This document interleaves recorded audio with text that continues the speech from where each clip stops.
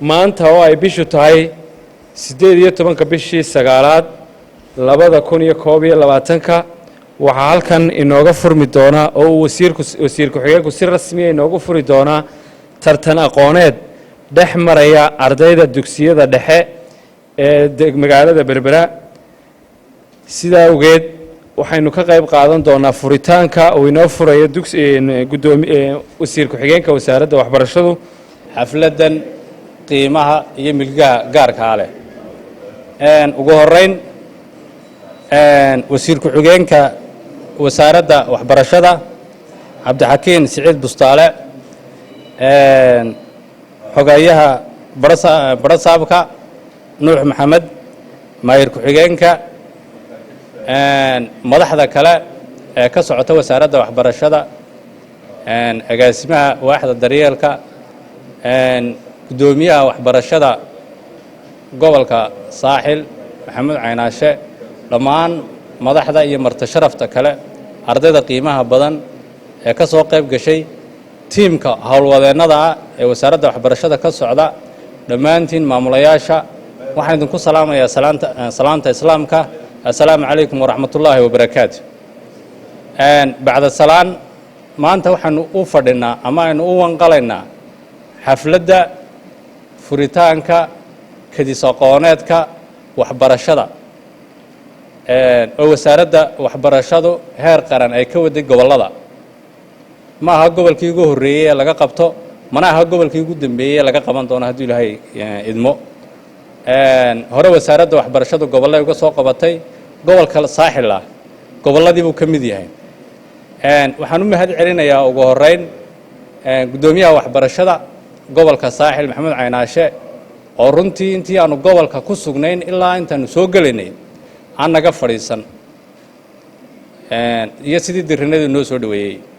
waa mid mas'uuliyad iyo ammaan aan ugu hayno weeyaan mas'uuliyad uu gutayna weeyay aad iyo aadna waan ugu ammaanaya marka koobaad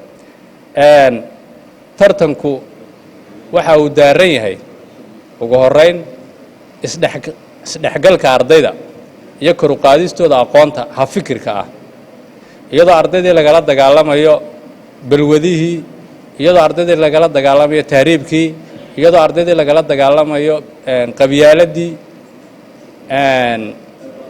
tartanadani waxyaabaha ay kobcinayaan waxaa ka mid ah ha fikirka ardayga runtii waxaan odhan karaa gobolka Saaxil oo gobolada kale ka duwan xagga cimilo ahaan nasiib kalena waa uu yeesho maalintii aan gudoomiyaha u sheegayo gobolada kale de gudoomiyaashu ma furay laakiin maanta waxa xafladayna la jooga wasiir ku-xigeenkii wasaaradda waxbarashada ayaa gobolka Saaxil de nasiib u yeeshay ama ardayda iyo maamulayaashu waa u yeesheen in xaflad qiimo badan loo furo oo wasiir ku-xigeenkii ay nala joogo taalifteedu waa mid aad gobolada kale horta dheertiin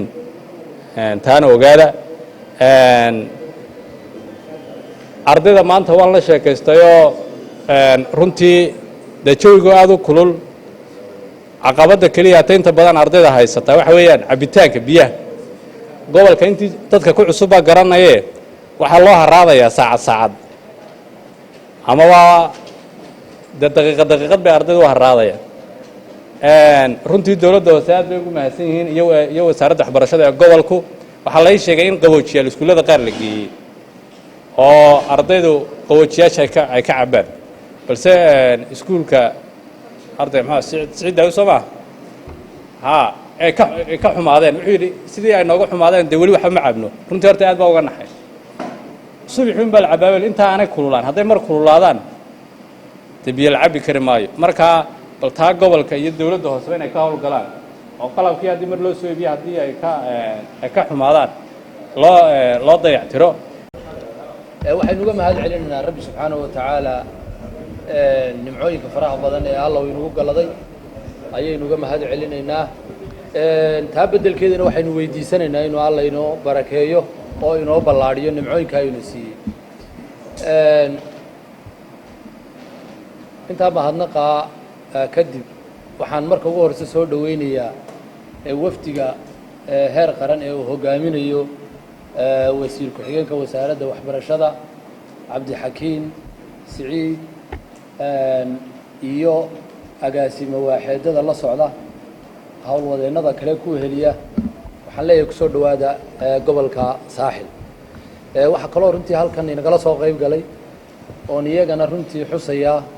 maayar ku-xigeenkii xildhibaanadii golaha deegaanka xogayihii fulinta maamulayaashii dugsiyada iyo ardayda dhammaantoodba waxaan leeyahay asalaamu calaykum waraxmat ullaahi wabarakaatu. runtii maanta waxaynu daah furaynaa maanta ay taariikhdu tahay 18 bishii Sebtembar waxaynu halkan ka daah furaynaa tartan aqooneed ay ku tartami doonaan ardayda dugsiyada dhexe gaar ahaan fasalada 8aad ee gudaha magaalada Berbera. tartan aqooneedkaasoo runtii ujeeddada laga leeyahay uu yahay in kor loo qaado tayada waxbarashada, la dhiirigeliyo aqoonta ardaydu ay gudahooda kala faa'iidaystaan oo runtii muhiimad badan u leh waxbarashada ahna runtii halbowlayaasha amaba tiirarka adag ee lagu tayeeyo waxbarashada. waayo ardayda halkaa aynu isugu keennay su-aalaha ay ku tartami doonaan ma aha ujeeddadu hebel baa gartay iyo hebel baa garan waayey maaha. waxa weeyaan in laga wada faa'iidaysto oo su-aasha ardayda oo dhammi ay ka wada faa'iidaysto runtii. marka arday ka jawaabo inta kalena waxay u noqonaysaa cashar bay u noqonaysaa. marka waxa weeye ujeeddada aynu leenahay waxa weeyaan inaad kala faa'iidaysataan, aqoontiina kor loo qaado, tayadiina kor loo qaado, aqoonta ay dheertiina aad kala faa'iidaysataan. dhammaantiin markaa waa wada guulaysanaysaan markay sidaa tahay ee ujeeddada laga leeyahay oo caynkaa yahay. dhammaantiin waa wada guulaysanaysaan. waxaa kaloo iyadana aan runtii uga mahad celinayaa tartankan oo ay runtii dalka oo dhan ka wado wasaaradda waxbarashadu inay aada ugu mahadsan tahay runtii inay soo celiso tartanadii noocan ahaa ee runtii ardaydu ay ku kala faa'iidaysanayeen inay soo celiso. waxaa maanta inaga caawisay wasaaradda waxbarashada ee heer qaran oo la kaashanaysa hay-adda Save the Children. iminka wixii ka dambeeyana waxaynu ballan qaadaynaa inaynu inagu qaban doono haddii alla yidhaahdo, sanad walbana uu joogto noqon doono haddii alla yidhaahdo, oo ay ku tartami doonaan ardaydu si ay wax ugu kala faa'iidaystaan. waa ognahay runtii xeebaha inagu duruufaha xeebaha ee kulaylka ahi inuu caqabad ku yahay runtii waxbarashadii waynu ognahay. laakiin waxa aynu runtii ku dadaalaynaa inagoo kalaymadkeennaana ku jirna inaynu kor u qaadno tayadii waxbarashada, inaynu adkayno, inaynu la tartanno ardayda kale la tartanno oo kaalmaha ugu wanaagsan aynu ka galno waxbarashada Somaliland haddii alla yidhaahdo. waxaa runtii aan aad iyo aad mar labaad iyo mar saddexaadba ugu mahadnaqayaa howlwadeennada wasaaradda waxbarashada ee heer qaran ee uu inagala joogo wasiir ku-xigeenku iyo agaasimo waaxeedada ka soo shaqeeyey runtii ubax iyo ayaan oo kolley iyaguna ku weheliya oo aad iyo aad hawl badan geliyey. iyagana aad baan ugaga mahad celinayaa barnaamijkan. waxaanu noqon doonaa runtii barnaamij ka dhex muuqda tayada iyo dhiirigelinta waxbarashada runtii joogtana waynu ka dhigi doonaa insha allah. waxaa kaloo iyagana aan u mahad celinayaa maamulayaasha iyo ardayda u soo diyaar garoobay inay ka qayb galaan. waxaanan idiin rajaynayaa dhammaanteen guul baan inoo rajaynayaa inuu kor u qaado aqoonteenna inuu kor u qaado haddii alla yidhaahdo. annaguna waxaanu ku dadaali doonaa inaanu sunno ka dhigno, joogtayno, iskuulladu gudahooda ku tartamaan, gaar ahaanna iskuulladu iyagana la tartansiiyo gudahoodana ay ku tartamaan. aad iyo aad mar labaad iyo mar saddexaad waxaan soo dhammaynayaa wasiir ku-xigeenka oo runtii ay tahay safarkii ugu horreeyey intii xilka uu runtii wasaaradda ku soo biiray aynu jaanis u helay inuu inagala qayb galo inoo daah furo waxaan rajaynayaa waxqabadka ugu horeeyana inuu inaga bilaabi doono uu berbere ka bilaabi doono maadaama aynu safarkii ugu horeeyay xaq u yeelanay nasiib u yeelanay asalaamu calaykum waraxmatullaahi wabarakaatu haddaanu nahay anugu agaasimaha waaxda daryeelkaa nahay waxaan wadnaa tartan aqooneed waxaanu ka soo qabanay 3 gobol oo hore gobolka Maroodi Jeex gobolka Awdal iyo gobolka Togdheer maantana waxaanu ka furaynaa 3 gobol oo gobolkan Saaxil ka mid yahay Sool iyo Gabiley marka aad iyo aad baan idin salaamayaa waxaanu daarayeen tartan aqooneedka yagani qiimeynta ardayda iyo kor u qaadista ardayda iyo manhajka meelaha ay ardaydu ku hooseeyaan oonu eegayno insha Allah inta ay bay ku jira ardayda aydkaaba loo qabanaya inaanu qiimeyno maadaama aydku yahay imtixaankii finalka kaga baxayeen inta uga harsan haduu la yiraahdo sanadka inaanu qiimeyn ku sameeyno maadooyinka ardaydu ku hooseeyaan Soomaaliland oo dhan waxaanu ka qabanaynaa haduu alla yiraahdo 14 gobol ee Soomaaliland insha Allah saas u tartankuna inoogu furay Assalaamu alaykum waraxmatullaahi wabarakaatuh waxaan aad iyo aad u salaamayaa salaanta islaamka ku salaamayaa dhammaan ka soo qaybgalayaasha waxaan si gaar ah u salaamayaa u soo dhaweynayaa wasiir Cabdi Xakiin oo socdaalkii ugu horeeyay gobolkiisii ka bilaabay Cabdi Xakiin waa nin reer Saaxil ah Cabdi Xakiin xaqiisa yaa laynaga xigin oo wasiir gobolka Saaxil ka soo jeeda marka inuu ka bilaabo berbera oo gobolka Saaxil ka bilaabana aad iyo aad baan u soo dhaweynaa isaga iyo agaasimayaashiisa waxa kale oo aan halkan aad salaan qaali uga dirayaa maamulayaasha dugsiyada oo maanta oo sanadkan tuurta noo saaran iyo Xuseen Cilmi iyo bahda iskuulka farsamada gacanta cadaan iyo madow anigoon kala reebaynin iyagana waa salaamayna tartanada noocana waa tartano aad iyo aad u qiimo badan oo ardayda aqoontooda kor loogu qaadayo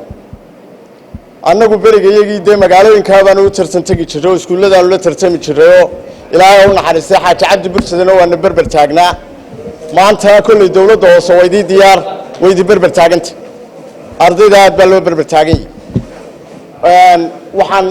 halkan anigoo fursadda ka faa'iideysanaya bahda waxbarashada ee uu Caynaasha hogaaminayo ee gobolka Saaxil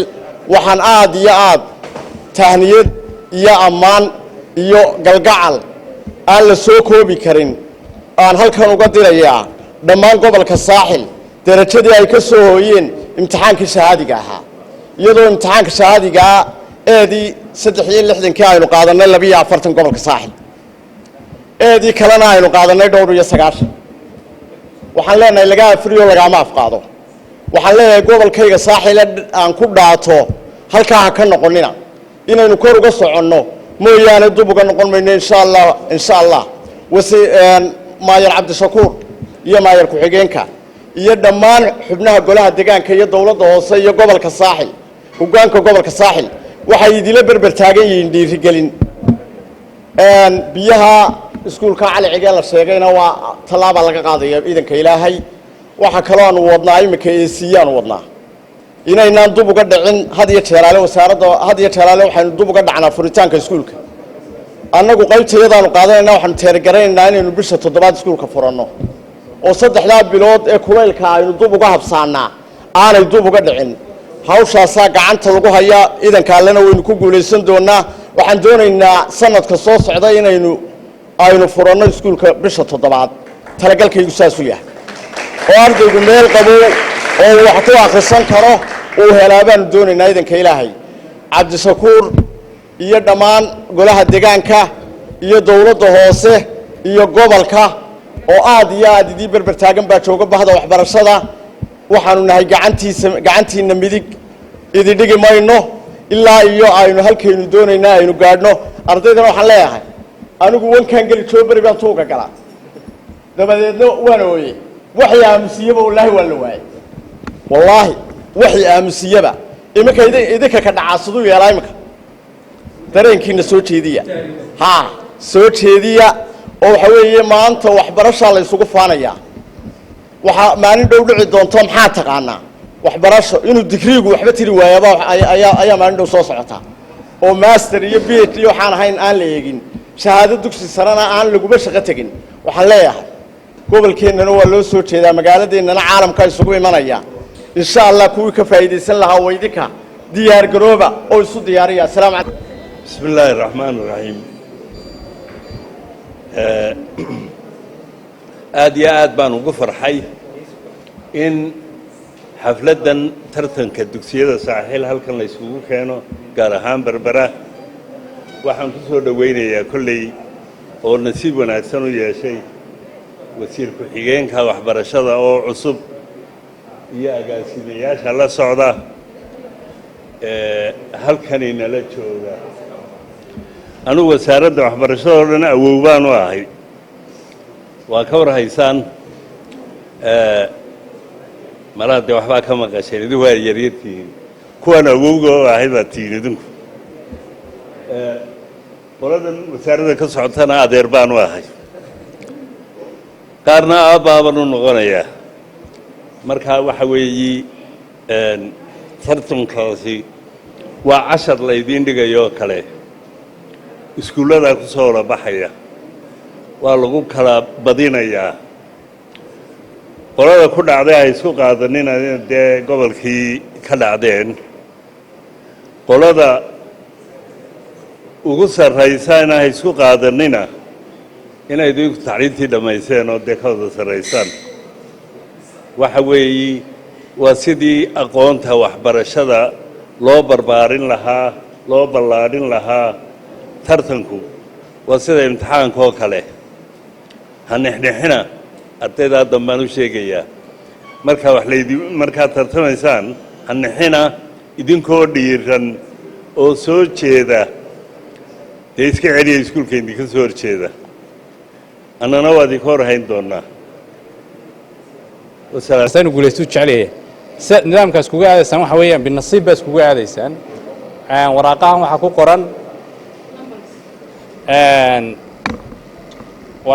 ku qoran numbers baa ku qoran afar iskuul baa tihiin waxaa ku qoran 1 iyo 2 iyo 3 iyo 4 see la iskuga aadaya markaa iskuulka 1 qaata iyo 2 qaata way isku aadaya ka 3 iyo 4 qaata way isku aadaya intaas ma caddahay markaas soo ma dhama ambaqaadka geesiga sida oorta loo raro heesaha u gaarka waxa lagu aloosaa magaceebaheeyo hadaniyo afwada jira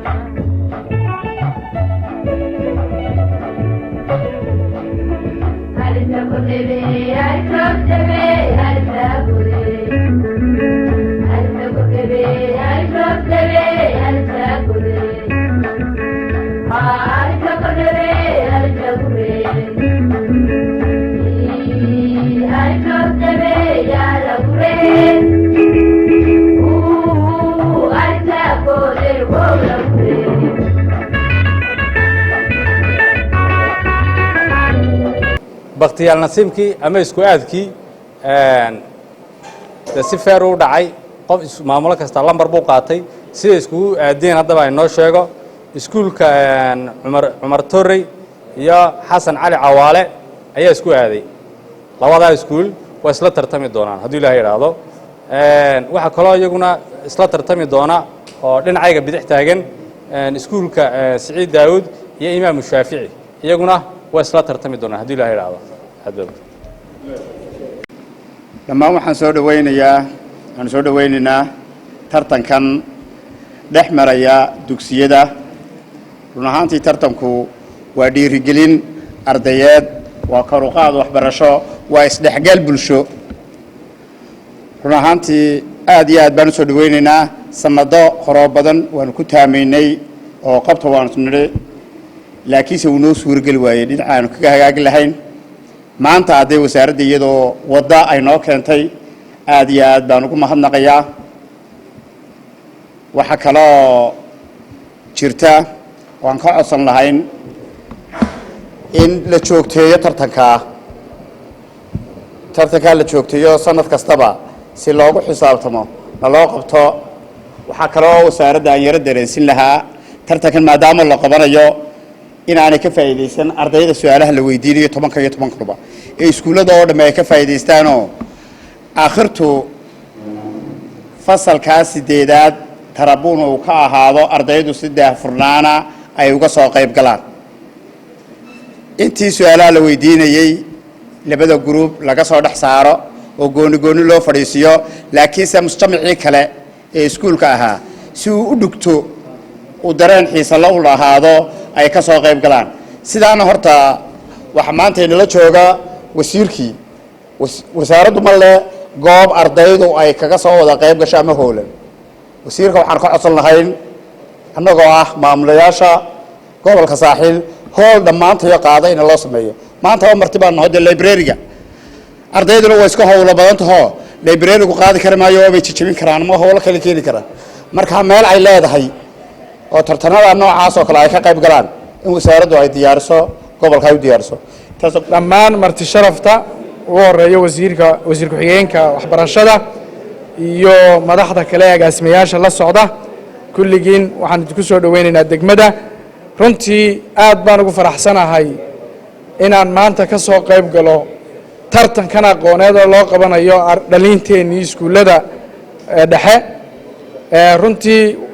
waxa weeyaan farxad weyn dhallinyaradaa yaryar ee maanta ubadkeenniya ee aan tartan siinayno runtii farxad bay noo tahay inaan isgarab taagno iyo inaan dhiiri gelinno idinkana waxaad ogaataan maanta maalinba maalinta ka dambaysa inaad fursad haysataan fursad aad u qiimo badan oo waxa weeyaan aan kuwii hore haysanin ayaad haysataan waxaad ogeydeen dhallinyaradii dhammaan iminka kaalmaha u sarreeye galay waxbarashada secondary-ga in ay heleen intooda u badani kaalmo deeqo waxbarasho hadday tahay jaamacadaha iyo hadday tahay dowladda hooseba idinkana waxaan idinku boorinayaa inaad aqoonta kor u qaadaan ood aqoonta barataan oo waxa weeyaan maanta waxa qofku wax ku noqonaya waa aqoon inaad maanta waxa weeyaan aqoonta ku dadaashaan runtii tartanka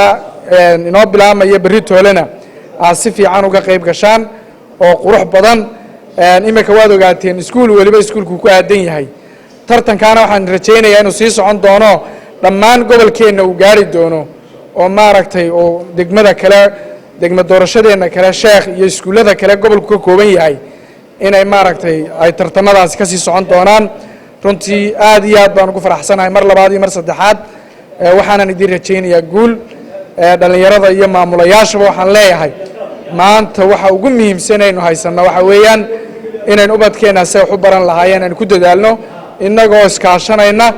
oo waxa weeyaan guusha qof waliba heerkiisa iyo mas-uuliyaddiisa uu hareeraha ka taagan yahay aad iyo aad baa u mahadsantihiin waxaan salaamayaa dhammaan ka qaybgalayaasha sharafta leh goobtan fadhiya madaxda iyo mas-uuliyiinta qaranka waxaan ku salaamayaa tiitalkiisa qof kastoo meesha fadhiya assalaamu calaykum waraxmatullahi wabarakaatu runtii waxaan u mahadnaqaynaa wasaaradda waxbarashada iyo guddiga ka qayb qaadatay barnaamijkan tartan aqoomeedka iyo kediska oo ah mid u carbinaya ardayda inuu ardaygu ahaado arday liishaaman oo laylyan maskaxdiisana u stimulate garaynaya ama u carbinaya maskaxdiisu inay ahaato mid u diyaar garaysan aqoonta iyo fahamkii waxbarashada wasaaraddu aad iyo aad bay ugu mahadsan tahay and eventually I'm going to thank foreign participants in here. Ms. Farah, we are so glad to find you here. Welcome, thank you very much. Farah ayaa iyaduna aad u mahadsan oo aan soo dhamaynayaa waxaan ugu dambeyn ku soo dhaweynayaa wasiir ku-xigeenka wasaaradda waxbarashada cabdixakiin siciid bustaale. Welcome, wasiir. بسم الله الرحمن الرحيم الحمد لله رب العالمين والصلاة والسلام على رسول الله صلى الله عليه وسلم وقورين مسؤولين قبل كساحل قدومية كحجينك دلمية بالبلاء كحجينك قدومية وحبر الشدة قبل كساحل مسؤولين تكلكو السعودية على اسمه حديدة وسارده وحبر الشدة هون بنت ساينسكا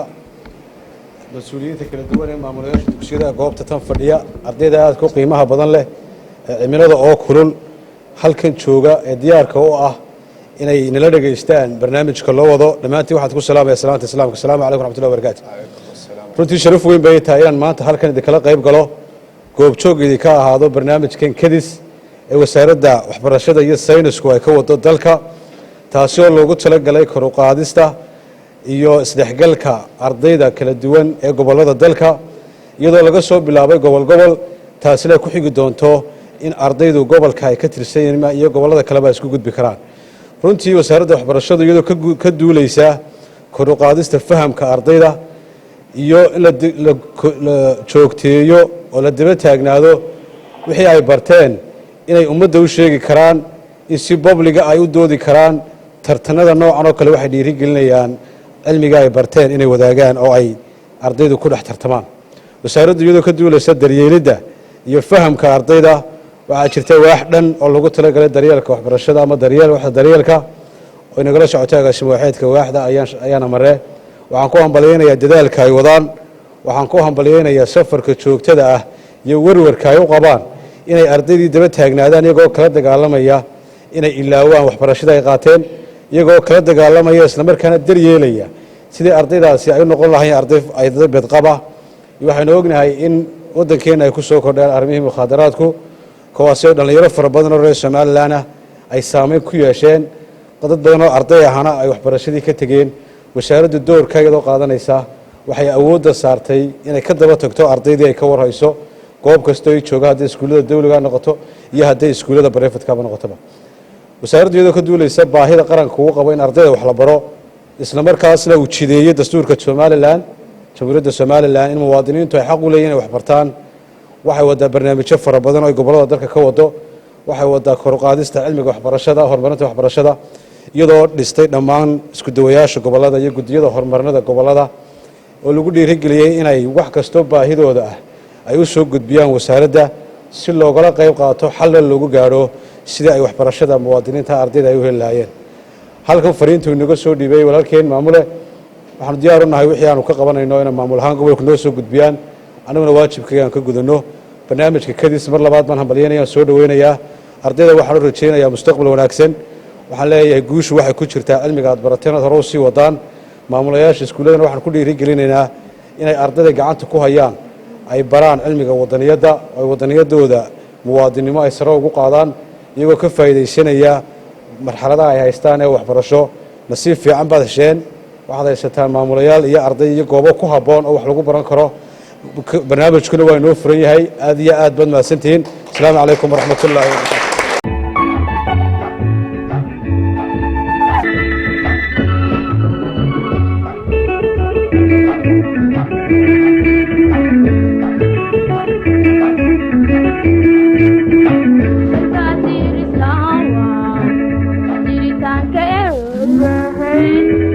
محمد كاني قد سلاسون دقضوا لبحيو حشكولو أودا